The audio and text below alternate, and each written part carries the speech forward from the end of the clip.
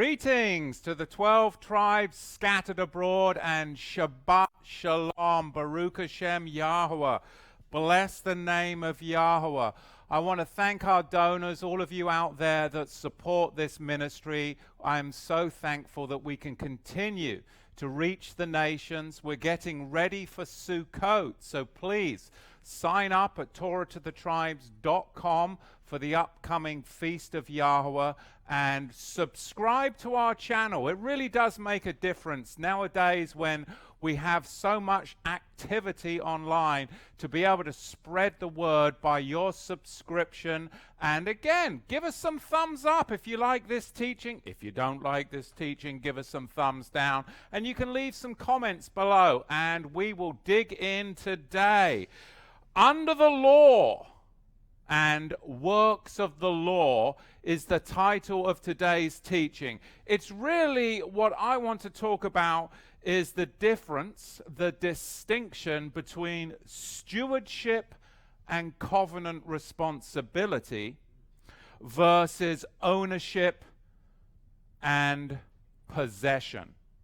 So we're going to be looking at two phrases today: under the law and works of the law. These are phrases that come to us in the New Testament. These are phrases that are often tossed around without much thought.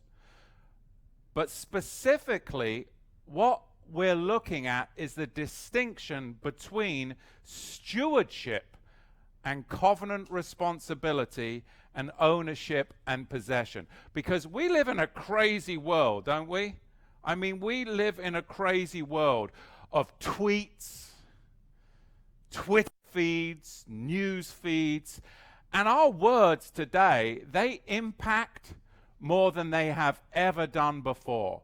Words and phrases. But oftentimes our words are just tossed around so easily, so divisively, without much thought to what those words and phrases really mean, because there is a lack of comprehension. People spout off words, often in divisive form, without understanding the context of those words and the comprehension they do not have of what those words mean. And they come out in a rapid rate. Nazi. To use the word Nazi outside of the context of World War II today, you've already lost the argument, in my opinion, because you're throwing it around to cause division, and you're not even using it in the context of World War II. You don't have much to go on, but people use these words without understanding today. Racist! Build a wall, free health care for all, without understanding the consequence of using such terms and phrases, because everything comes at a cost. And too often people spout off words without stopping to comprehend their meaning. And it's no different in the Bible. I'm not under the law. You're under the law. You're trying to put me under the law. Well, that's just works of the law. You keeping Sabbath, that's just works of the law. It's no different in the religious sphere than it is in the political sphere, the social sphere. People throwing around words without truly understanding the context, the ramifications, and the meaning behind the comprehension of those words. To use racist outside of the context of racial discrimination, you've already lost the argument. To use Nazi outside the context of World War II, you've already lost the argument. To throw around, I'm not under the law, outside of the context of the book of the law, you've already lost the argument. Well, you're keeping Sabbath. That's just a works of the law. Outside the context of the commandments given at the mountain, the book of the covenant, you've already lost the argument. That's what I want to look at today. Going back to comprehension and context, because we live in a divisive world.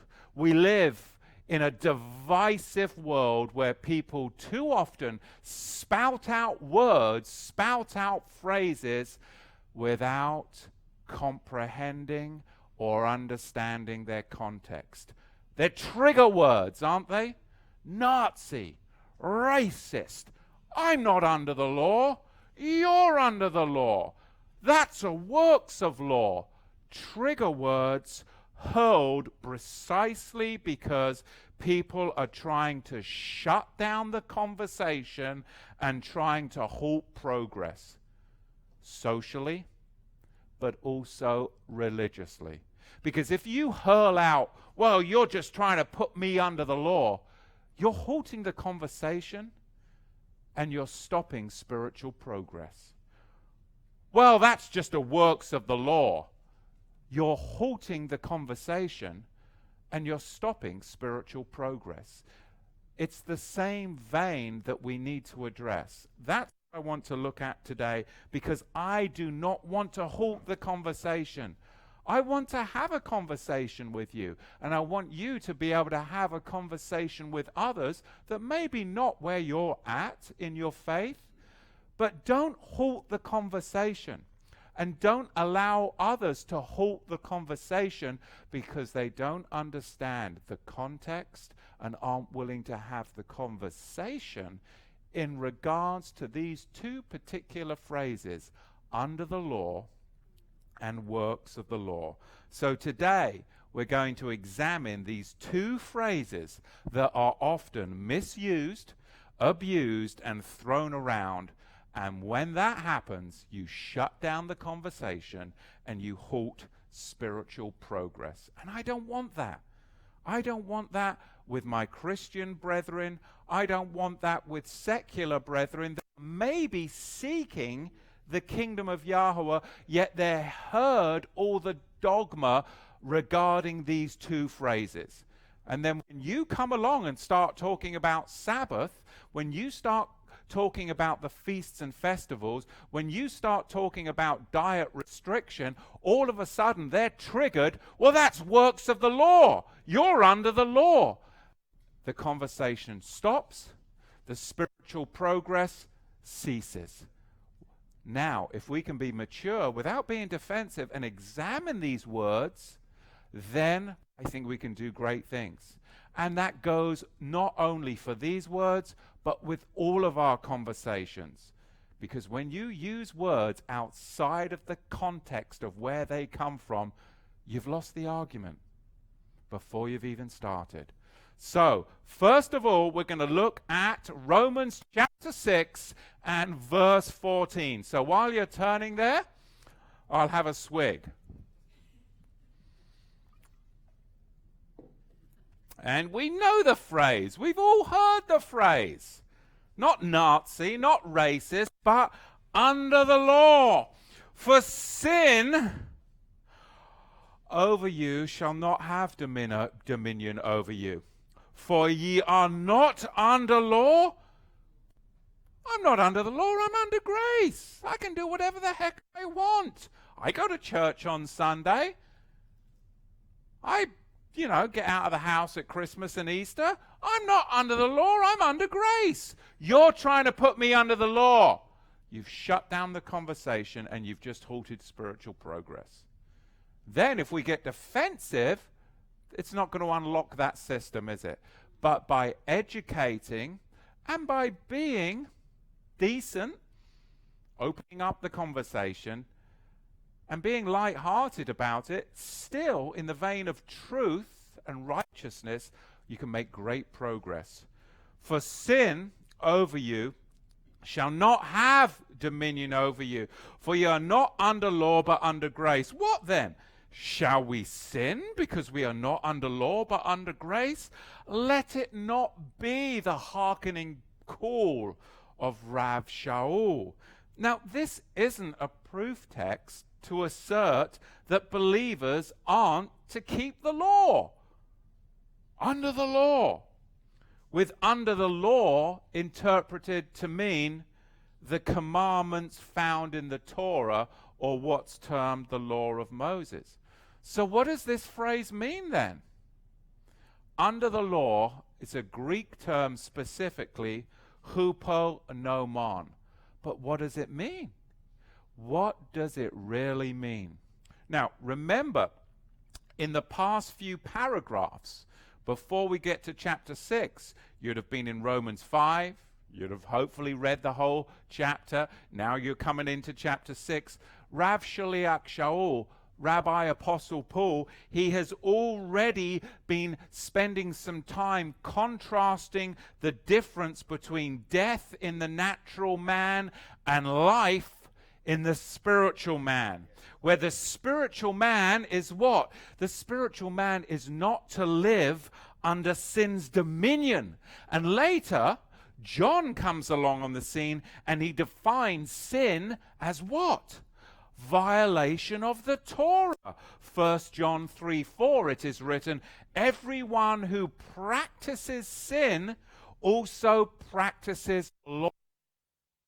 Indeed, sin is lawlessness. So the question is, this is the question on how we can have the conversation. The question is the traditional Antinomian, the trigger phrase, well, I'm not under the law, is the traditional Antinomian view literally, not literally, I mean literally, like as in literature, is it literally and textually viable based upon the context of the letter to the Romans, and the context of 1 John 3:4? The answer is a resounding no. Just as throwing around Nazi outside of the context of World War II, you've lost the argument. Throwing around, I'm not under the law, outside of the context of Romans and 1 John 3:14, you've lost the argument. You see, it's the trigger phrases that are so potent in our society today. Politically, socially, but religiously. It's no different. And this is a trigger phrase. It's a trigger phrase used in Christendom to keep people out of pursuing truth and righteousness, but also to keep you from sharing your faith. It's shut down phraseology. Shut down phraseology. And I don't like that, because I want to progress. Because, like I said before we broadcast today, our faith cannot be passive. There's too much passivity out there. Seek ye first the kingdom of Yahuwah. Meaning, Yahuwah's not calling you and I to be perfect. He's not calling you and I to be fearless. He's calling us to be actively pursuing him. Active. Keeping the Sabbath is not passive. You don't just sit around your house and do nothing. You're to actively keep Sabbath. It's an active. And your whole household is to be involved in the activity of it. It's active. It's an action. Seek first the kingdom of Yahuwah. You don't just sit back and say, yes, I'm a believer. No, you're to actively pursue Yahuwah and demonstrate that you're a believer. Regardless, all of my faults, and I have many, and you right here today can see them and know them more than most. But I tell you one thing, and everyone will testify to this, since I've become a believer, I have not ceased in actively pursuing. Because that's the one thing that I know keeps me zealous and on the straight and narrow. Oh, I've fallen along the way, but I am active, and I always have been, and I pray I always will be, active. Because I had years of actively pursuing wickedness and I've never been passive about anything in my life. But now Yahuwah is using it for good. Passivity kills the conversation, it kills the faith. Let's dig in to this particular phraseology. Two points, not four, 2 points I want to make before we move on. Because we're forced to do, really, more than a cursory and unscholarly read to find the true balance of Romans chapter 6, verse 14. Because we want to progress spiritually. We want to have those conversations with people. Because conversation is fun.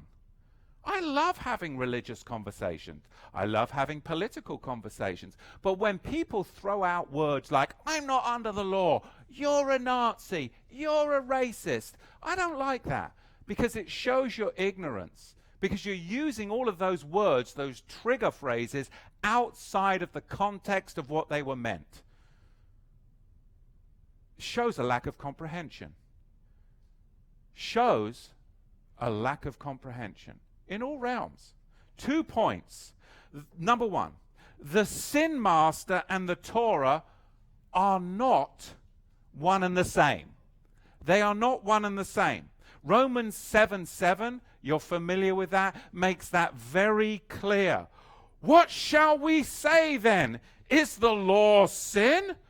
May it never be. So my first point, very succinctly, the sin master and the Torah are not one and the same. Just because somebody supports Donald Trump doesn't make them a Nazi or a racist. You may disagree with their political opinions and ideals, but just because of that, you can't throw around the word racist and Nazi. And just because I'm keeping the Sabbath and I believe in the feasts and festivals, likewise, you can't throw around the phrase, well, you're under the law. You've just now taken those words out of the context of their meaning. That is what's poisoning our culture, socially and religiously. And that's what I want to share today. My second point on Romans chapter 6, verse 14, the Torah isn't the agent of sin. The sin master is. Likewise, Donald Trump isn't the agent of racism. Now, I'm not saying go and vote for this person or that person. I'm not a Donald Trump fan. I'm just commentating on the world that we live in. And he is the president of this country in which I live. So it does pertain to today. But I don't need any trolls online saying, oh, well, he's a Republican, because I'm actually not. I'm a libertarian. I love liberty, which is why I'm a Melchizedekan, if you want to put me in a pigeonhole. Okay, so there's 3 traditional views of what under the law, the Greek word hupo nomon means. 3 traditional views, and then I'll give you a 4th. 3 traditional views, and I'll give you a 4th. Number 1, we get the institutionalized church view, and that is what? The Torah, or the law of Moses. You're trying to get me to obey the Torah, the law of Moses, and that means that you're putting me under the law. So that's the first traditional view. The second view is called the new perspective of Paul. Now, this has been co-opted, many of you don't, but the new perspective of Paul has actually been co-opted by the Messianic movement. And in that view, the Torah's condemnation or penalties pronounced upon lawbreakers. That's what under the law means. The Torah's condemnation or penalties pronounced upon lawmakers. Remember that Romans 7, you say, oh, under the law, we're no longer under the law of the adulterous woman. You see, this is from the new perspective of Paul, which is actually being co-opted by the Messianic movement. That's the second interpretation. Now, the third is more of a Karaite or Messianic Karaite view, which I used to adhere to before I came to the understanding fully of the Melchizedek. And the third view is legalism. You're talking about the oral law or an inappropriate abuse of the Torah. And that's what under the law means. Are we clipping with the microphone? Quite a lot? Clipping in and out?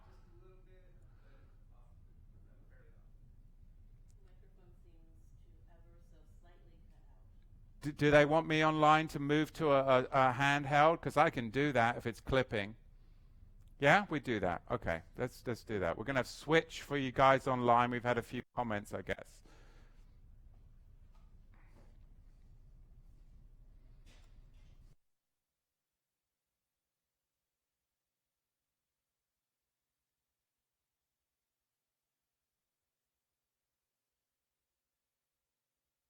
All right. How's the audio on that? Can we get a thumbs up if the audio's okay? Help us out there, you guys online. Oftentimes we can't tell what's going out. So while we do that, I'll have another swig here.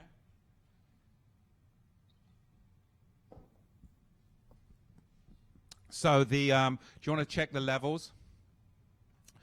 So the third view is the Karaite or the Messianic view when it comes to legalism. Under the law, it really means, well, we're talking about specifically the oral law or an inappropriate abuse of Torah. And I used to adhere to that. So there's your three views. I don't believe in any of them. I want to offer to you a fourth view, and that is the Melchizedek view. What does under the law mean? It's going to be in context, and it's going to give you some comprehension so that we can continue the conversation. We are not under the book of the law, specifically Galatians chapter 3 verse 10, Ephesians chapter 2 verse 12, and of course its context, Exodus chapter 19 through Exodus chapter 24 verse 11. So my understanding is we are not under the book of the law. It's carnal ordinances that were imposed until the time of Reformation, when Shiloh, the promised son, would come, pay the penalty for transgressing the covenant, and bring us into the liberty of covenant Torah, which was broken at the golden calf. So now we have context and comprehension that we can now continue the conversation. That's my hope. So we doing okay? Thumbs up if we've got good audio. If you need more volume, please leave it in the chat or the comments, because then we can find out. Everything's good? Golden. Because I get really nervous up here. Very apprehensive. And I'll get triggered by my anxiety. I don't have anxiety. What do you think I am, some liberal? I mean, really, but down there, oh, you're going to trigger my anxiety. Oh, I need to go in like a chill room with like padded ceilings and all that for some carrot juice.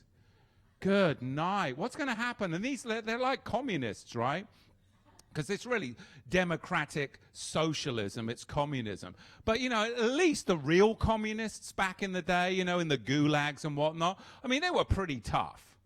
I mean, they weren't like hanging around in Google cafes, drinking carrot juice and going to their safe spaces.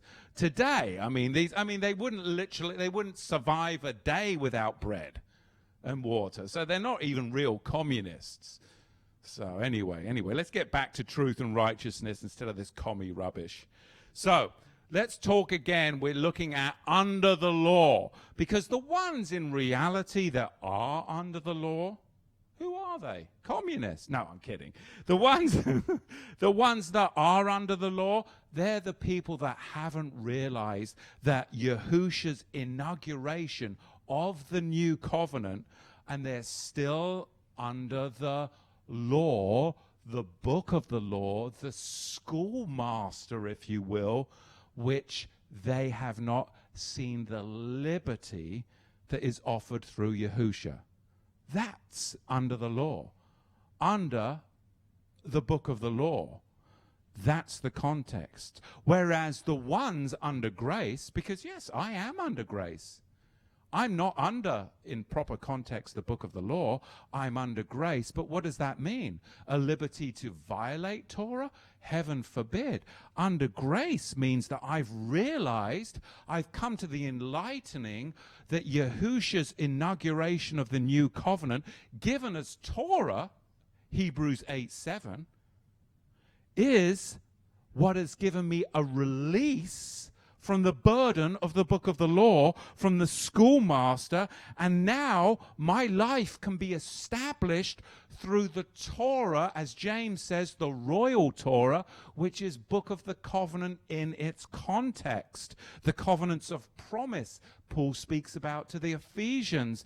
This is the promise that was given to Abraham, which is why Paul always talks about us being the seed of Abraham. So you have to use it in its context. So again, we can't follow the doctrines and commandments of men, because the doctrines and commandments of men nowadays, religiously, do they even hold the 10 Commandments? No. It's a form of godliness, yet denying its power. They don't even hold to the 10 Commandments. It's really more like, you know, the 6 Commandments and the 4 suggestions. When I was in Calvary Chapel, these weren't even commandments anymore. What were they called, honey? They were principles.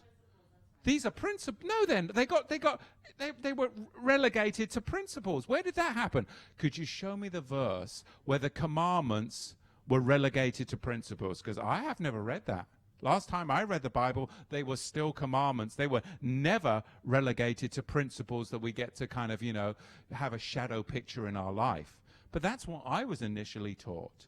So what we have to look at is what is really going on today. People are using words and phrases outside of the context of which they were written, or outside of the historical context of when they were formulated, because of a lack of comprehension.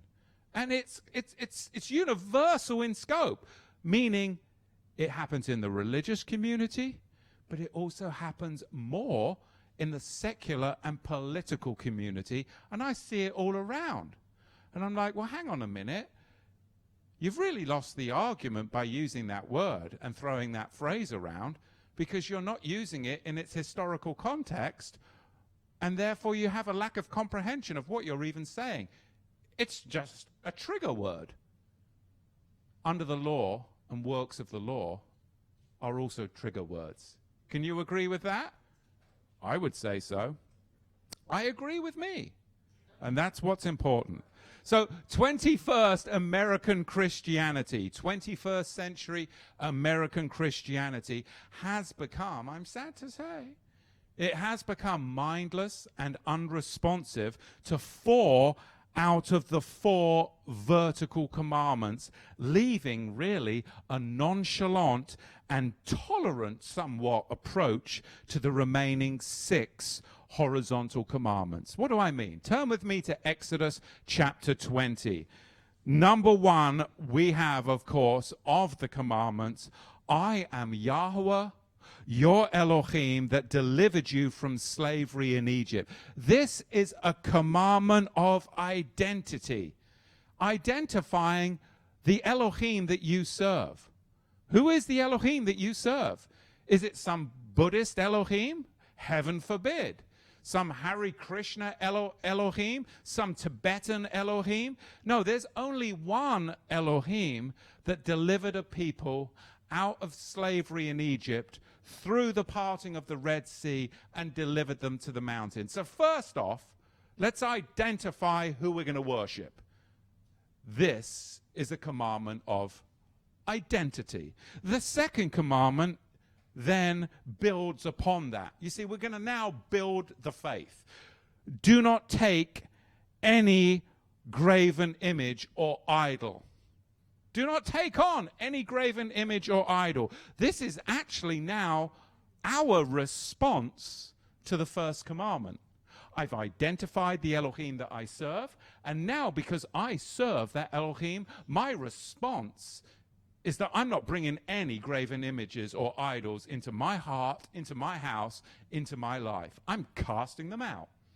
That's a response to the first commandment. So now we've solidified the second commandment. We're beginning to walk our faith out. The third commandment, do not bring my name into vain emptiness, meaning you broadcast my name, Yahuwah, to the nations so that they can have an opportunity to decide whether to begin their faith walk by adhering to the first commandment and identifying that I am the one true living Elohim. And the third commandment is a consequence and a response to the first and the second. Do you see how it builds? And now we go into the fourth commandment. Keep the seventh day Sabbath. What's that talking about? This now is a consequence of you keeping the first commandment, the second commandment, and the third commandment. You have now brought what? You've now brought peace into your life. You have now brought peace, which brings tranquility, which means rest into your life. How have you done that? Because you identified the Elohim. A consequence of identification means that you got rid of graven images and idols. And then a consequence of that is that you adhere to the name and you no longer bring his name to vain emptiness. And then peace comes into your heart, into your house, into your life. And now you have rest from your enemies. And you can now have a Sabbath. You see how these first four commandments are all about identity and beginning your faithful walk. So if you void the first four commandments, you make them into principles. You lose the identity of the Elohim. Because the next commandments, 5, 6, 7, 8, 9, and 10, as holy as they are, and they are holy, they are the word of Yahuwah, can the moral heathen obey those commandments without being a believer? Yes. Can somebody who doesn't believe in the first commandment, the second commandment, the third commandment, and the fourth commandment, meaning an unbeliever, because to believe in the first four commandments, you're a believer in Yahuwah. But to believe in the 5th, 6th, 7th, 8th, 9th, and 10th, you could be a heathen. Because I know heathens that are really good to their mum and dad. They love their mum and dad. I know heathens that haven't murdered anybody yet. I know heathens that haven't actually committed adultery. Not many of them, but I do know a few. I know some heathens that haven't stolen. Well, I didn't catch them stealing. They most probably no. But, you know, I do know heathens that don't steal. And I know heathens that actually tell the truth. And I know heathens that actually don't covet. So, do you see what I'm saying here? You get rid of the first four and you turn them into principles. You can be godless. You can be moral. But you can be lost. This is the danger of the culture that we're living in. Why am I going off on this tangent? Because somehow miraculously, I'm going to tie this back to being not under the law and works of law. So bear with me while I make the connections. Because not even the ethical and moral precepts of Torah are taught in the public pulpits today. Oftentimes not. Clearly, we're not subjected to the book of the law's condemnation. That's Paul's point. We're not subjected to the book of the law's condemnation, and that being under grace means being brought, into the book of the covenant Torah reality by Yahusha. Because you and I, we've realized the promises given to Abraham, haven't we? We've apprehended those promises given to Abraham. Paul doesn't at all consider the Torah as a whole as something that should be abolished. Heaven forbid. He doesn't believe that the Torah as a whole is irrelevant to your and my life. Heaven forbid. He actually recognizes the established change of law. And that change of law that I love to quote is Hebrews 7:12. For the priesthood being changed, there is made an absolute necessity, a change also of the law. How was that done? It was brought about by Yahusha's priesthood and inauguration of the book of the covenant. Because now we are redeemed from the curses, plural, of the book of the law, because a shift in the law has happened. But you have to take time to have these conversations, don't you? Because it's too easy to throw around the trigger words without understanding, comprehension, the context, which is usually history of the words that you're throwing around. It's no different. Nazi, racist, book of the law, under the law, works of the law. These are trigger phrases that can cause reaction, but when you misuse them, it actually does detrimental and has detrimental effects on your relationships with people. The book of the law did actually condemn us. It really did. Because why? Of our infidelity towards Yahuwah. We're no longer subject to its pronouncement of death, which was upon all, and all means all, of those that transgressed it. Likewise, we're no longer subject to its conditional priesthood, which is very important. So the authority of the book of the law has been superseded by the authority of the book of the covenant. Both are Torah, but the lesser serves the greater, not vice versa. The lesser serves the greater, not vice versa. So really, when we understand that Paul's statements about the law can't be interpreted as these broad blanket statements about Torah, when really a dichotomy is in view here. A dichotomy of book of the law and book of the covenant. And when we understand that, you can have some pretty cool conversations with people. Oh, I've never heard that before. Wow, I've never really thought about that. Instead of using the trigger phraseology that shuts down the conversation and blocks spiritual progress, now you can have keys to conversations that can actually be fun and fruitful. That's what I want to do in my life.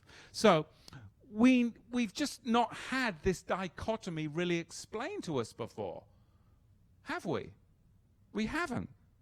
We haven't had it revealed to us until these last days. And many still, as it's written in 2 Corinthians chapter 3, verse 14, and many still have the same veil untaken away in their reading of the Old Testament. Which veil is done away? In Messiah, because he liberated you from the book of the law. He unveiled you and brought you back into the book of the covenant. You are no longer under the book of the law. You're under grace, the book of the covenant. What is in view here is a dichotomy. And with that, a conversation that stirs up faith and appreciation can be brought into the room. And that can change lives. I love it. I really do. The letter to the Romans is the textual witness to Torah's validity. Whereas when I was in the church, the letter to the Romans was the textual witness to doing away with the Old Testament. But heaven forbid, Romans 3:31. Do we then make void the law through faith? Yahuwah forbid. Yea, we establish it. We actually establish it. Romans 7:12. Wherefore the law is kadosh. It is holy. And the commandments, they're not principles. They're actually holy. They are just, and they're really good for you. They really are. Romans 7:14. For we know that the book of the covenant, the law, is spiritual. Is the book of the law spiritual? Of course it's not, because it was imposed upon them. So the law is spiritual is talking about the law under covenant, not the law that was imposed. Because you can't tell me that the book of the law is spiritual. No. It wasn't. Is the law of faith? Galatians says the law is not of faith. But hang on a minute, isn't that a contradiction in terms? Because in Exodus 19 through 24, all that Yahuwah said we shall do. That's faith, isn't it? And they apprehended the law. Because the dichotomy is in view here. The book of the covenant, Exodus 19, which they said all that Yahuwah has done is of faith we shall do. But the book of the law, after the golden calf breach, there was no faith there. It was do or die. Yahuwah, please intercede. Do not blot out your people. And he imposed upon them something that they didn't ask for. If they didn't have that imposed upon them, they would have died. So in Galatians, when it says the law is not of faith, you have to ask which law? Book of the covenant or book of the law? Then you have to go to the history and the context of what's being spoken about. But too often we get caught up on the trigger phrases and we don't look at the underlying meaning. That's why we're having problems today. We're having problems with our cameras. I'm not sure which camera's going on. So Moshe, can you point to which camera we're using? Oh, right, hello. We're using that one. I'm like, I don't know what's going on here today. All right, okay, so help me out here. People online are like, he's all over the place. I'm looking here, I'm looking there. I got blooming microphone issues. It's absolutely a miracle that I can keep it all together. It really is. Bloody Henry. Oh, now people are going to troll me because I use bloody. I can't keep it straight, can I? All right, we're over there. Okay, we can't. Thank you, son. Help me. You can be my red light tonight. Romans 7:25. I thank Elohim through Yahushua Messiah, who, so then, with the mind I myself serve the law of Elohim, but with the flesh, the law of sin. Romans 8:4. That the righteousness of the law might be fulfilled in us who walk not after the flesh, but after the Spirit. And of course, Romans 8:7. Because the carnal mind, I love this, the carnal mind is an enemy. It's an enemy against Yahuwah. Why? Why is it? He's going to give us the answer right now. Because you go to the casino and you gamble. No, the carnal mind is an enemy against Yahuwah because it is not subject to the Torah. It's not about you going to the casino. It's about what you do when you're at the casino. Okay? I don't know why I'm going off on casinos right now. Maybe I should go to the casino. Could be my lucky day. But we don't believe in luck, do we? No. Heaven forbid. Because the carnal mind is enmity against Elohim, for it is not subject to the law of Elohim. Why are you enemies of Elohim? Not you out there specifically, unless there's a heathen watching. It's because you're not subject to the Torah of Elohim. So if you don't obey the Torah, you've actually made yourself an enemy of Elohim. But we're talking about specifically a dichotomy. It's covenant Torah that we're to obey. If we obey covenant Torah, we're friends of Elohim. There we go. Neither indeed can it be so. So then they that are in the flesh They just can't please Elohim. You see, all in all, and all means all in all, these law verses, or under the law verses that are thrown around, when we look at the context, when we have a conversation, this concerns people being freed from the Torah's book of the law condemnation. So Torah and grace, this was so huge to me. Torah and grace, they are not at odds with one another. They are not at odds with one another whatsoever. The letter is communicating the means by which the believer is no longer a slave to sin, but is instead alive to Yahuwah. And that's enlightenment. Hupo nomos, under the law. A trigger phrase? Or something that you and I can have a conversation about? Well, that all depends upon our maturity level, doesn't it?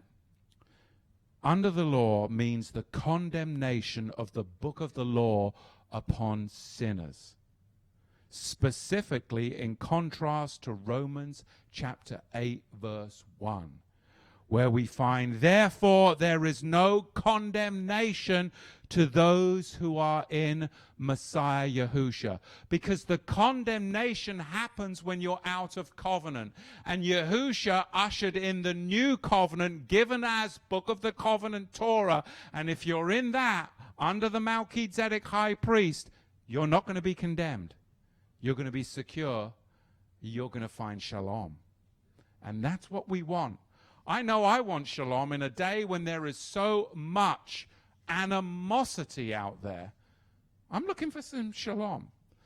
And if you want some shalom, then be in the covenant and follow the master. Hupo nomos means to be subject to the curses that are found in the book of the law, because there are no curses, plural, in the book of the covenant. That's what's so beautiful.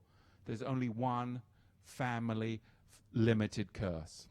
So, all that to say this: when you fail to follow Yahusha because you are passive, you'll find yourself stuck. And Yahuwah wants to free us for activity, because we're actively seeking first the kingdom. So now we're going to switch gears. We're going to look at another trigger phrase. Works of the law. Works of the law. Well, what does that mean? Well, you're trying to put me under the works of the law. Wow, I don't want to keep the Sabbath. That's just works of the law. Well, yes, I'll have the lobster. No, actually, I've changed my mind. Let's hold the lobster. Wow, why? Well, you're trying to put me under works of the law. I can eat all things.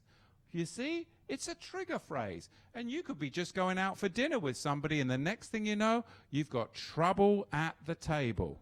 Right? Who's ever had trouble at the table? Oh, I went out for sushi with my mother once. We had trouble at the table because she's like, oh, that looks lovely. Oh, that's nice shrimp. I'm like, well, mother, we're going to have sushi, but there's some rules when we eat sushi together. That is, we only go with the clean. She's like, what is all this? You're under the law. Well, no, she's not. She didn't actually say that because she doesn't read the Bible, so she's not familiar with that term. She's just got a ravenous appetite for unclean things, like most British people, right? But again, you have to be able to navigate this stuff, otherwise you can end up in a world of trouble at the dining room table or at a restaurant. So, I like sushi, but, you know, I like salmon in my sushi. And salmon is all I like in my sushi, unless you go for some tuna, and I'm okay with the tuna. But that's it. That's all I can eat. I'm not really into vegetarian sushi. I mean, I like the tuna. Salmon's good. Yes, all right. Thumbs up if you like the salmon in the sushi. Thumbs down if you... Stop it! See, I'm not used to carrying this honking microphone around. Bottom feeders.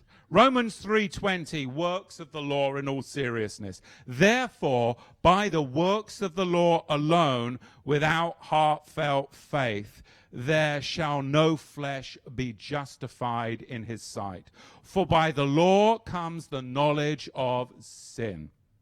So, by remaining within, not under, but by remaining within, not under the book of the law's sphere of influence, Paul's audience will never experience the justification that comes by Yahusha. If they stay under the influence of the Pharisees, if they stay under the influence of the Sadducees, which were adhering and pushing the adherence to the rabbinical decrees and the book of the law in all of its priestly principles and commandments, they will never apprehend the book of the covenant reality ushered in by the resurrection of Yahusha. That's what Paul is trying to communicate. The book of the law gave them the knowledge of sin, for sure and for certain. The breaking of the covenant and the sin of the golden calf. But what could it never do? It could never bring them to the promised hope. The book of the law brought them to the knowledge of their sin, but it could never bring them to their promised hope. What purpose is your and my life if we just live a life where we're like, oh, I'm a sinner, oh, I'm aware of my sin, oh, I'm a sinner? Well, that's going to leave you a life of what? Condemnation. And I've met many of people that are like, oh, I'm a sinner, and they're in religion, and they're stuck in religion. But I'm like, well, okay, I understand you're a sinner. I'm the chiefest of sinners, as Paul said. But I'm joyful because I've apprehended Yahusha, the blessed hope. So why are you so lowly and meek and just downtrodden? Oh, because they haven't been born again. Because they're stuck in the condemnation of the law without apprehending the promise and liberty of royal law, which comes through the knowledge of Yahusha. That's what we have to apprehend and communicate to a lost world. And it's not just a lost secular world. It's a lost church world. Because when you're teaching that the 10 Commandments are just principles and the first 4 you don't even adhere to, that's some lukewarm, watered-down preaching. That's not teaching. And there you have a disenfranchised religious community that are lost.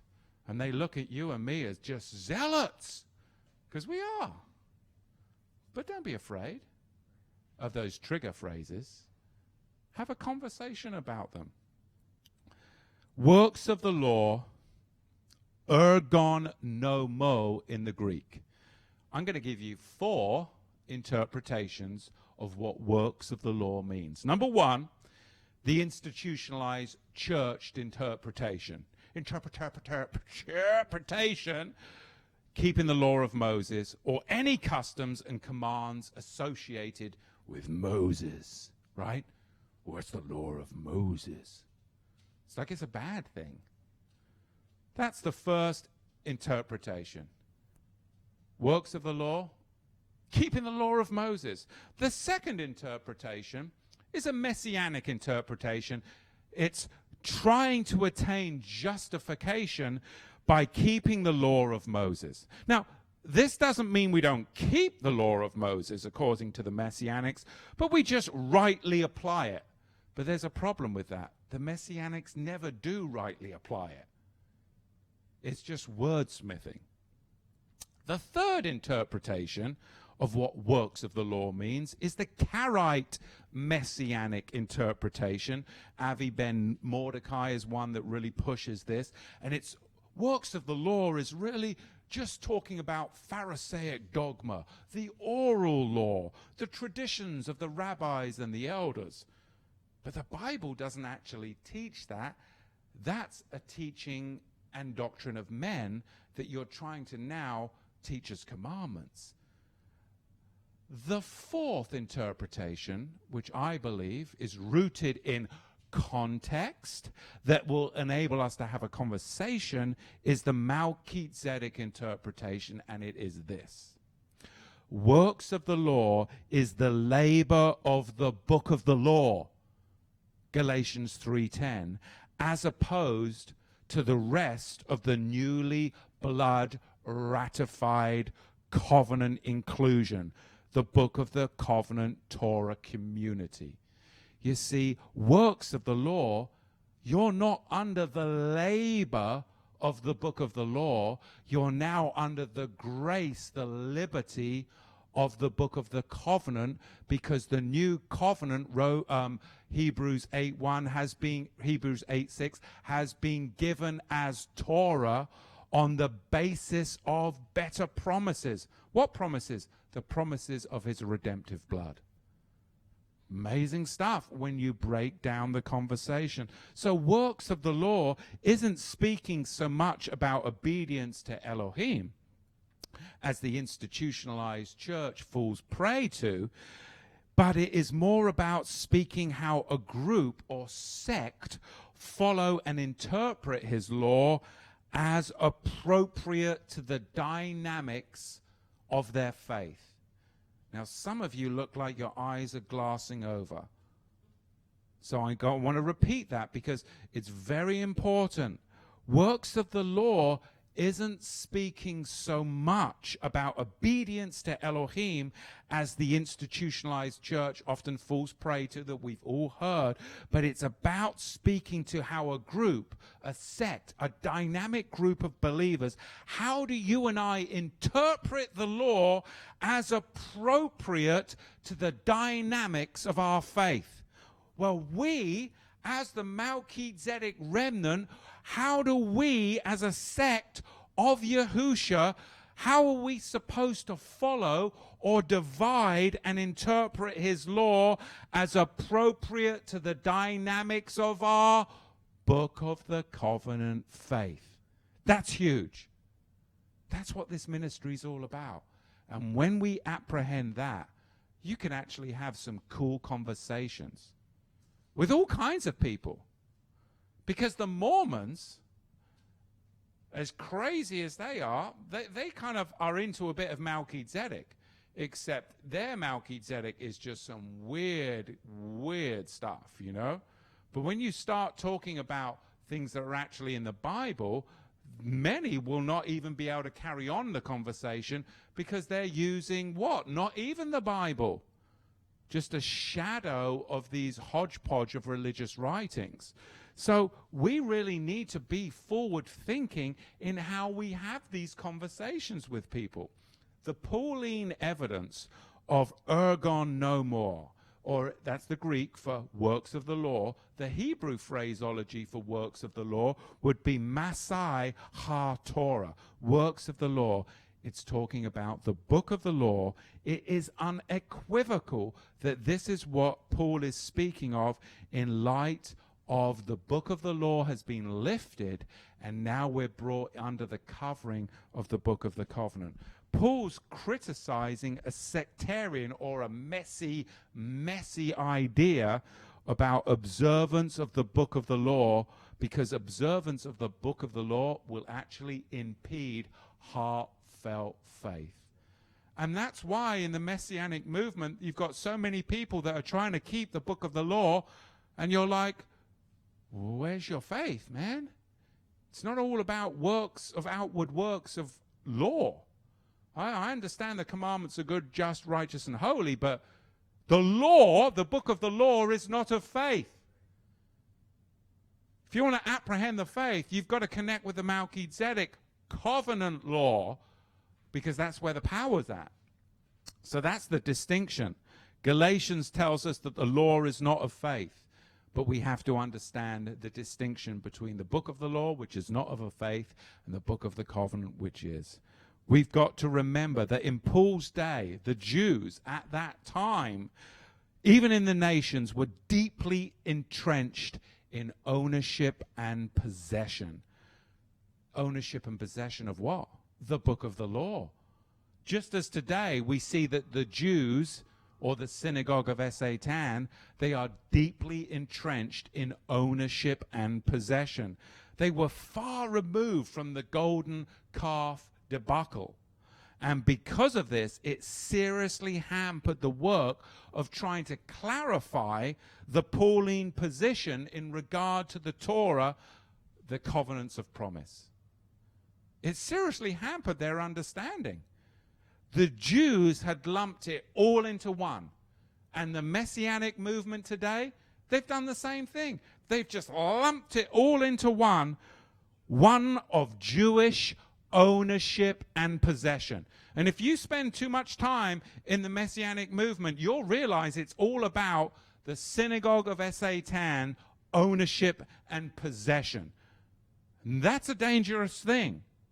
Whereas you'll find any time you spend in the Melchizedek, it's all about stewardship and covenant responsibility. How do you want to live? As a slave or as a free man? Not free to lawlessness, heaven forbid, but free to stewardship and covenant responsibility. That's the Melchizedek way. Here's where we find ourselves today as a ministry, and that's why I'm so publicly criticized, which is why I've been a little bit apprehensive about opening up the comments on YouTube. But I thought, well, what the heck, you know? People either love me or hate me. I'm like Marmite. Give me some thumbs up. Or you know, the 6 of you out there, give me the thumbs down every week. Why are you watching? I don't know, but we love a little bit of thumbs down because at least, you know, you can have a conversation. But why? Why am I so publicly criticized? Because of this. You see, I've always had liberal tendencies. I have now. Some of you right now, whoa, now the truth's coming out. Well, it is. I've always had liberal tendencies. But I'm not talking Bernie Sanders liberal tendencies or Hillary Clinton liberal tendencies here. I'm talking libertarian. That's different. I'm talking libertarian. I like big people. I like small governments. I like empowering people. I like freedom and responsibility and stewardship. I do not like ownership and possession, because big government wants to own you and take all your possessions and then redistribute their possessions, which they taxed you from, to you at you become a slave. I would rather big people, which means small government. That's libertarian in scope, because that's what the Bible actually teaches. It's theocratic libertarianism. I'm not talking liberal loonies.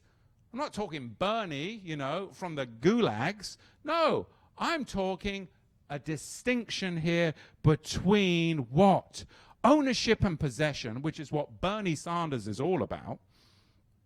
Sorry to get political, but it is political. And stewardship and responsibility to covenant, which is what Yahuwah is all about. Who do you want to be owned by?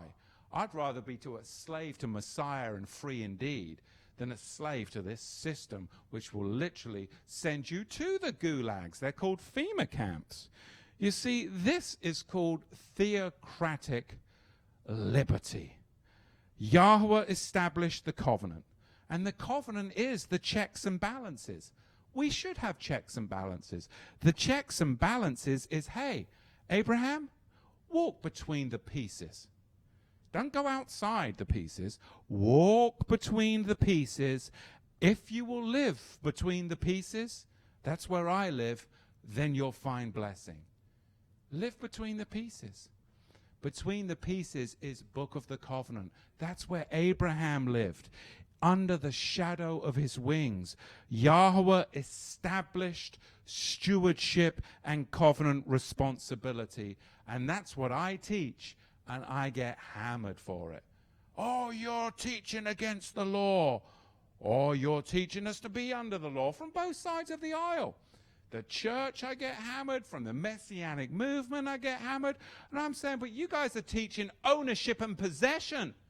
You want to possess the people. You want to possess them into the Roman Jesuit order. And on the other side of the aisle, they want to possess you into the synagogue of Satan. And I'm saying, no, it's all about stewardship and covenant responsibility, freedom under the Melchizedek Yahusha himself.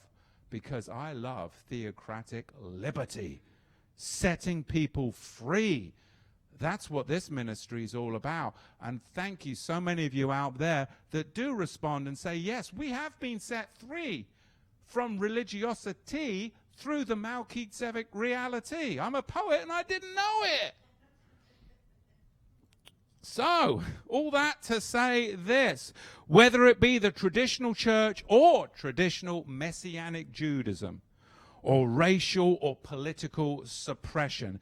You end up being possessed and owned by a system of institutionalized structure. And that's wrong. I don't like that. That shuts down the conversation.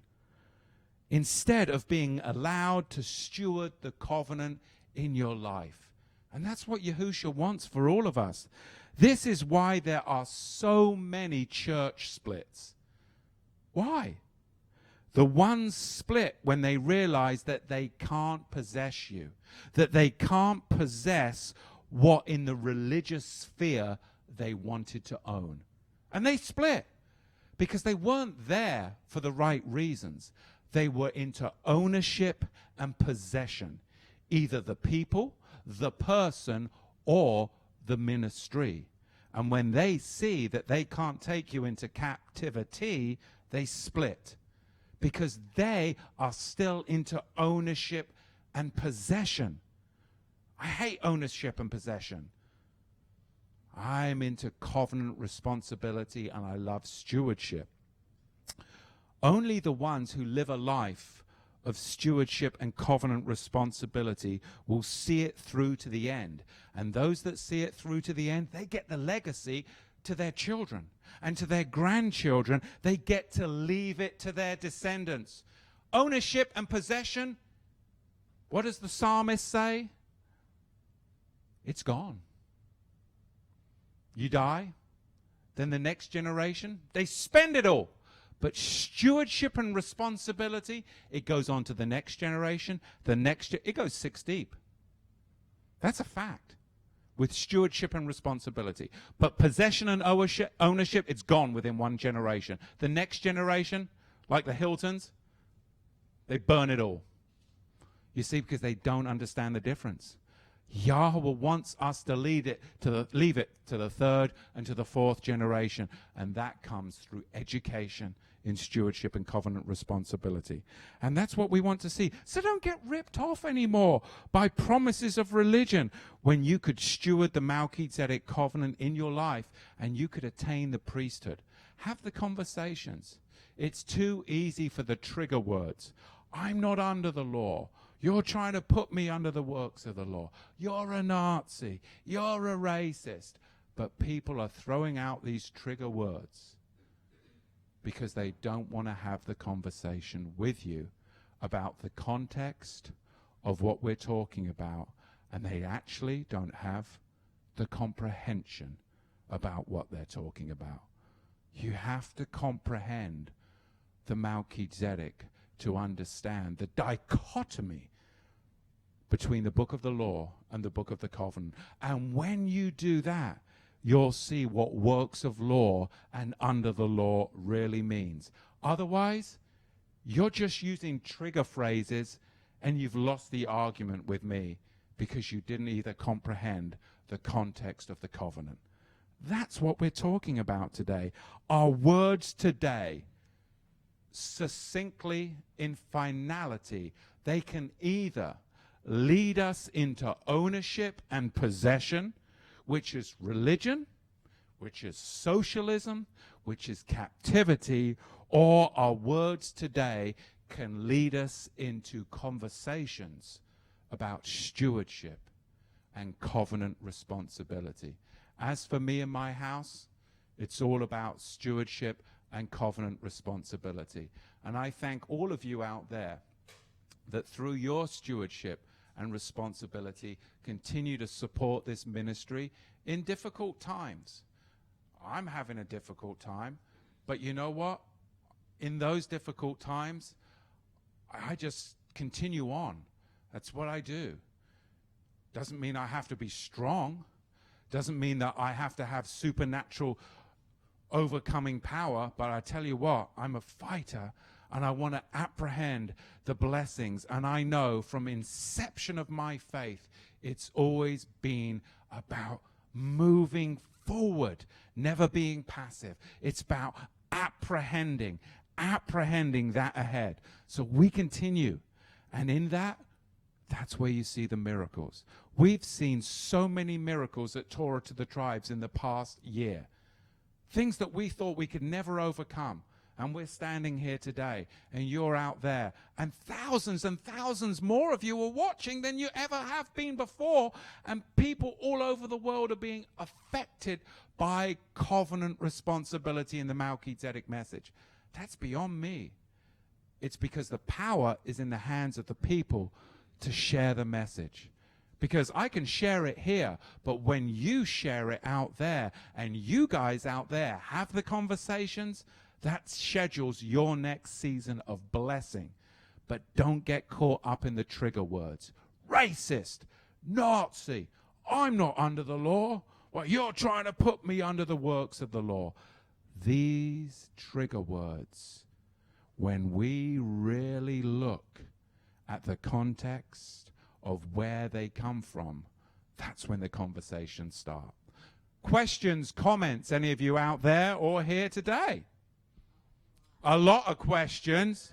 I'm gonna have to bounce back and forth because I've only got one microphone.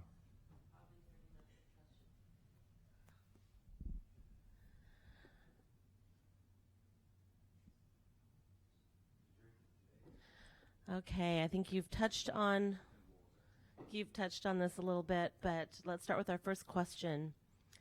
If there is no law, how can there be sin? And what do we need the blood atonement of Yahushua for? If there's no law, then how can there be sin? Well, there is law. There is law. Of course there's law. The law points out sin. Sin is what defines the law. So the person that posed that question, if you abrogate the law, get rid of the law, then sin cannot be charged. And that's the problem. So when the church says, oh, the law is done away with, then sin cannot be charged. Therefore, everybody sitting in your church audience, they've got no guidelines on how to live. And that was my problem. I needed guidelines because that's why I was in sin, because I never got guidelines. I just grew up thinking, I didn't know it at the time, I'm going to live by the tree of the knowledge of good and evil, meaning I did everything, and then I decided, based upon my experience of it, oh, that was good. Or, oh, that was wicked, evil, that I do not feel good. But there's a problem with that theology. You've done it. You've seen it. It's in your mind forever. You can't undo the wickedness. There's ramifications that haunt you the rest of your life. It's a terrible theology that fails. You see? So, yes, sin has to be charged. Therefore, the law is for us today. But we have to rightly divide the word of truth between the book of the covenant and the book of the law. That which frees you and that which condemns you. All right, next question. If you are not under the law, are you above the law? You are not under the book of the law. You are therefore within the book of the covenant, which is also Torah. So no one is above the covenant Torah of Yahuwah, but you can choose to remain under the law, the book of the law, where all the curses are. But you want to be moved in your faith, because the book of the covenant law is of faith, where you can apprehend the blessings. But no one is above the commandments of Yahuwah. No, heaven forbid. All right. And what do you consider the book of the law and the book of the covenant?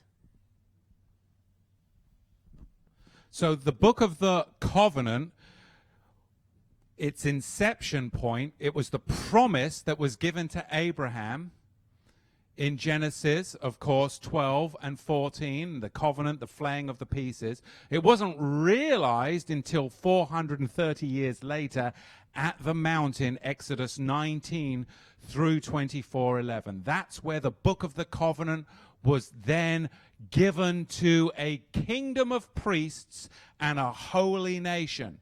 The covenant was blood ratified and sealed, and then there was the covenant confirming meal. There was the book of the covenant. And all of those precepts and commandments from Genesis 1 all the way forward to that point were all part of the covenant.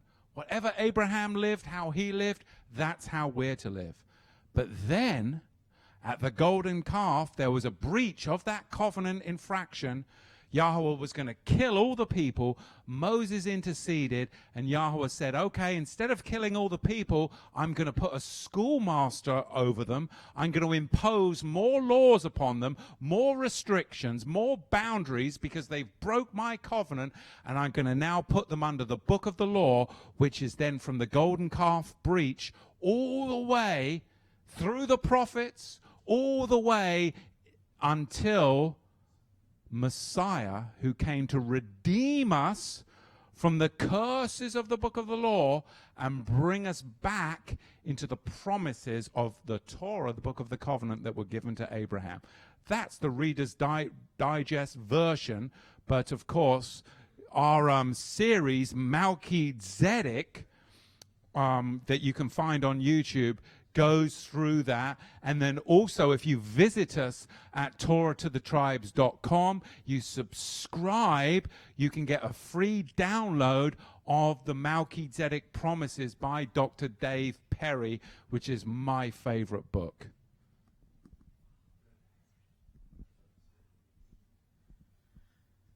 Okay, so works under Yahuwah's covenant admission are the only fruits or works that will be accepted?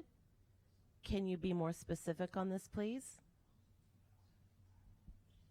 So what are good works? I think, if I'm understanding the question correctly, good works first and foremost are to love Yahuwah your Elohim and to love your neighbor as yourself. Okay? Because if you have not love, you're just a clanging cymbal, a sounding brass gong. But good works have to be formulated in the covenant. Do the works of Abraham your father. Well, you said you're not Abraham's Abraham isn't your father. Satan's your father. Whose works are you going to do? We do the works of Abraham from Genesis 1 all the way forward to Exodus 24:11. We keep the Sabbath, we keep the feasts and festivals, we restrict our diet, we have holiness in our marriage, covenant fidelity, we raise our children up in the word of Yahuwah, and we be good to our neighbor. And we communicate Yahuwah's wonderful blessings to the nations, because Abraham was the man that built wells. Think about it.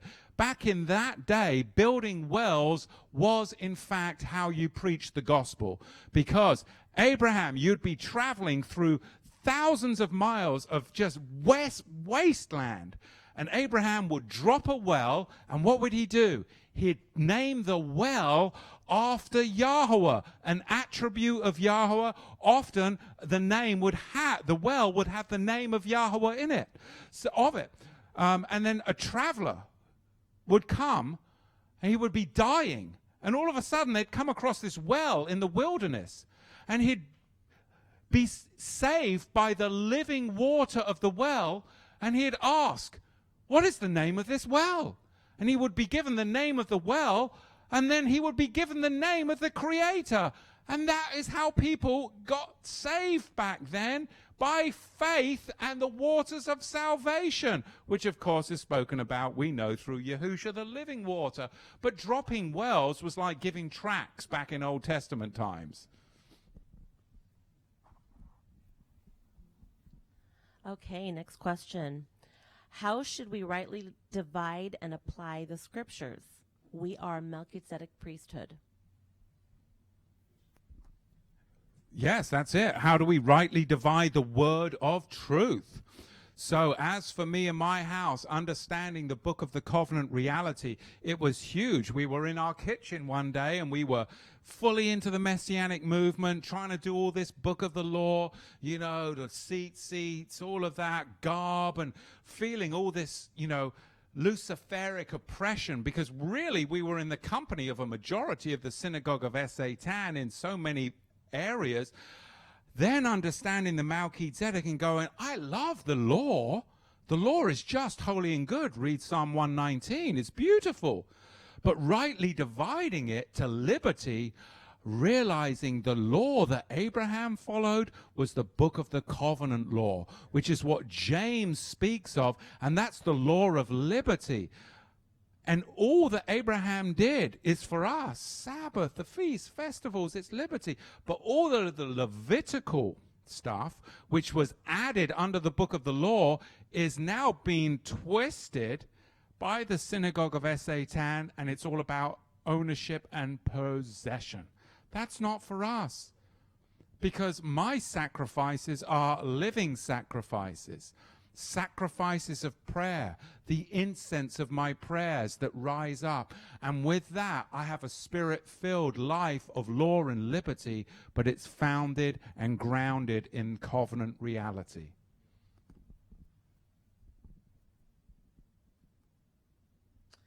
Next question. How can we find the balance in loving people and keeping our convictions? Oh, it's a tough balance. It really is. And, you know, I'm most probably the wrong person to ask. Those of you that know me, you know, because I'm often too fired up. And I'm like, oh, that was a bit rough. But as I've matured and got older, I think I can speak to that. How do you have a balance, but also retaining your convictions? For me, I'm very conviction driven. So my convictions do come first, not people's feelings. And, you know, I'm disliked because of that, oftentimes. Oh, Matthew doesn't care. My convictions are more important than my feelings and your feelings. So that's just the way I'm wired. I'm very literal. And so for me, it's a lot easier to make convictions because I live a convicted life. But I do err in that because I can be a bit of a firebrand that oftentimes I don't realize the sensitivities that are involved, which is where my wife comes in. Which is why, you know, for those of you that are married, that it's very important for a husband and wife to be in ministry together, to co-labor together, because strength sometimes has to be put under control. So my strength can sometimes be kind of wild. So as I've matured, I realized that, okay, let me back up and try and have a conversation rather than just trying to push my convictions forward. Because there was a day where I sat down and I'd be like, that's an abomination. I can't have that at my table. Well, that, you know, that shut down the conversation. So there's a different way in doing it without me messing with my convictions. But it's a narrow road to walk. I'm not saying it's easy. It's balance. Yeah, well, that's the thing. It is.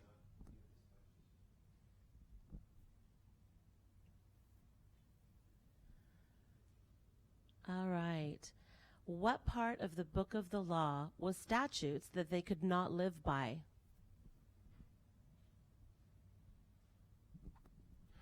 What part of the book of the law were the statutes that they could not live by? Well, the people to ask would be the prophets, Jeremiah, Daniel, Nahum, because the prophets were continually chastising Israel because they couldn't even keep the book of the law. And the purpose of the prophets was saying, repent, come back under the book of the law, because otherwise you will be condemned, get all of the curses, and death and destruction will happen to you. Zedekiah, hey, if you just repent, and if you just, give up right now and surrender to Yahuwah, then you'll be okay. I won't burn the temple. I won't take you into captivity. Won't pluck out your eyes. You'll see your children. But no, wouldn't even adhere to the book of the law, so therefore curse came. So this has been a problem ever since the golden calf, and the only way it could happen is if someone bigger than humanity could come down and save us. which was the redemptive work of the Son. Because no matter how great Jeremiah was, no matter how great any of the prophets were, they couldn't bring them into the better hope and apprehend the book of the covenant. Somebody had to die for the transgressions that happen at the golden calf. Because Israel didn't die, but still somebody had to die because it was a blood-ratified violation. And Yahuwah sent his Son to die that enabled in the better hope, the promise.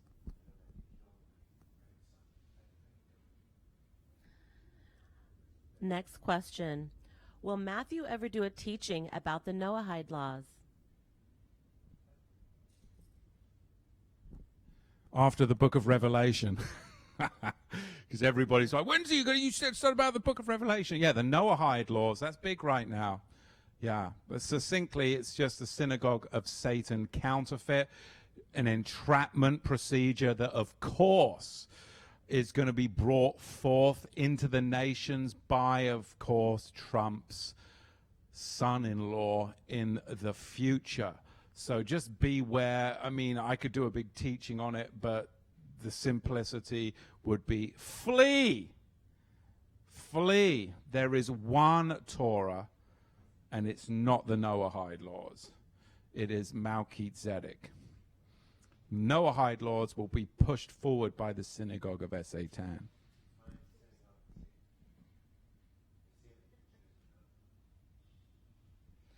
Question. Please explain 1 John chapter 4, verses 1 through 3.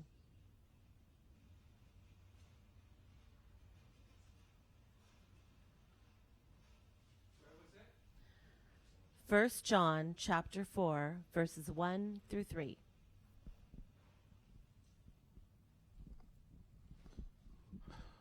First John 4, behold, do not believe every ruach, but test the ruachs, the spirits, whether they are of Yahuwah, because many false prophets have gone out into the world. By this you know the spirit of Elohim. Every ruach that confesses that Yahushua Messiah has come in the flesh is of Elohim. And every spirit that does not confess that Yahushua the Messiah has come in the flesh is not of Elohim.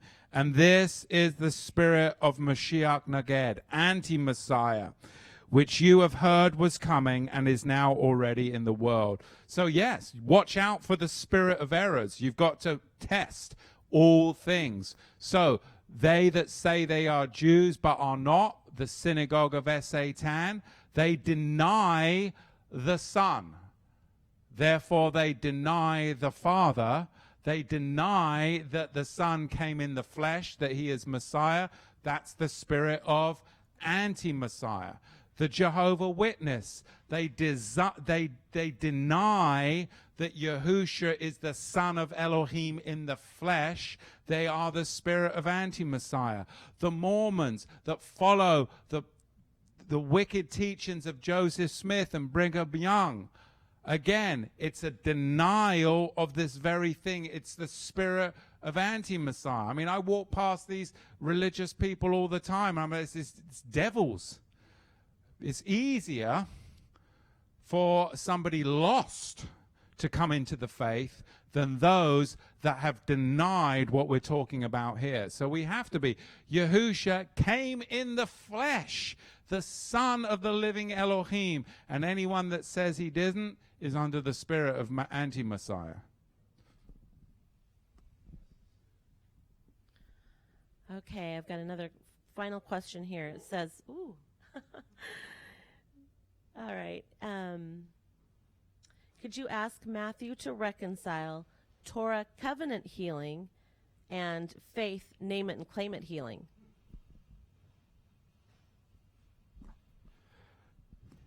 Yahuwah Ropecha. Yahuwah is our healer. That's what his name means. And we are healed, Isaiah tells us in the 53rd chapter. We are healed not by the blood of Yahushua. Oh, you didn't say that, really. But by his stripes we are healed, By his blood we have at-one-ment, atonement. So when Yahushua was afflicted and chastised for our sins, for me, and as for me and my household, I look at what I spoke about earlier, Abraham dropping wells and naming the wells after Yahuwah. And the travelers would come dying and destitute, and they would find life and healing in the name and attribute of the deity Yahuwah. By drinking of the waters of salvation, that's how they would find life. Understanding that the waters of salvation in its full clarity is Yahushua, that's where the healing is found, in the well of salvation. And when I need healing or somebody needs healing, we go to prayer, we proclaim the name Yahuwah, our healer, Ropecha. His attribute is Ropecha, our healer. And then I literally, in my prayer life, and I believe I do speak in tongues, speak through that the disease or the sickness is already being put on Yahushua. It was already placed upon his body. He has already taken that sickness. And now I agree with that. And I pray that in. And I visualize Yahushua with that sickness and casting that sickness that he's already taken. And by his stripes, I, in agreement, in legality, agree that it is on him, not on the person. And therefore, now my prayer has now become a sweet fragrance into the very nostrils of Yahuwah. Amen. I can now walk away with clear conscience, clarity, and conviction that it is now in Yahuwah's hand, and I am free, and that person is free from worry, and we can move on. It's not my job for the prayer to be answered. It is my job to apprehend it. That's it. Well, that was fun. Sorry about all the technical microphone issues and me blabbing on about Bernie Sanders, but, you know, he's a nutball, and that's okay. So remember, you out there, again, thank you for joining us. We love that you're supporting this ministry. Subscribe to our channel. It really does make a difference, truly, especially with all of this deplatforming. And if you like what you heard today, you like the Bible verses, and it inspires you to get deeper with Yahuwah, give us a thumbs up. And if you are from the synagogue of Satan tuning in, give us a thumbs down. Because you know what? The devils are always out there in disguise trying to sneak in. But anyway, we'll pray for you and pray that you get apprehended by those blessings of Yahuwah. And we'll catch you next Shabbat. Baruch Hashem Yahuwah. Amen.